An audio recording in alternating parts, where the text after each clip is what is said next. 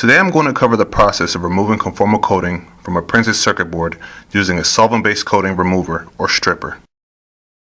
This might be required when repairing or refurbishing electronic devices. There are solvents that are effective at removing acrylic, silicone, and urethane conformal coatings. Two-part epoxies and parylene coatings cannot generally be cleaned using this method. If all you're doing is replacing a component or working on an isolated area, there are coating removers available in pen packaging. You first saturate the pen tip by pressing it down on a hard surface a few times, which quickly opens and closes the valve, allowing solvent to flow through the tip material.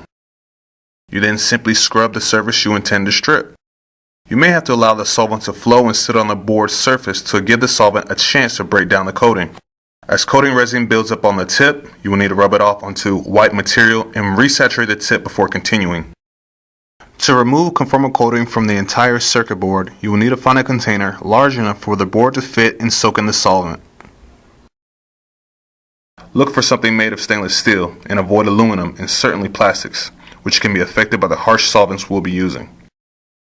Many of these solvents can cause health issues if exposure is too high over a prolonged period. Use gloves made of solvent-resistant material like nitrile and safety glasses or goggles to keep the solvent out of your eyes. Consider a face shield if you plan to do a lot of scrubbing, which will also keep the solvent out of your mouth and nose. Additional safety equipment and garments might be needed depending on the expected exposure level. You will also need very good ventilation to draw the fumes away from you. You'll want a brush to help break down the coating or help separate it from the board surface. A stiff natural bristle is recommended because it can absorb solvent and does not risk scratching board or component surfaces. I have a large and small brush that have a flat cut on one side for cleaning larger surfaces and a pointed trim on the other side for more aggressive scrubbing and getting into tight areas. Completely soak the board in solvent for at least an hour. The amount of time and the need for additional scrubbing will depend on the type of coating and its thickness. Acrylic tends to be the easiest to remove. It often fully dissolves or only requires a minor amount of scrubbing. Silicone and urethane, on the other hand, may require a long soak time and greater agitation.